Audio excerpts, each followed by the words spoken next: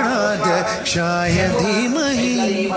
गुणशरीराय गुणवन्दिताय गुणेशानाय धीमहि गुणाधीताय गुणाधीशाय गुणप्रविष्टाय धीमहि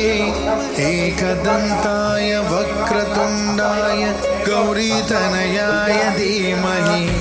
गजेशानाय बालचन्द्राय श्रीगणेशाय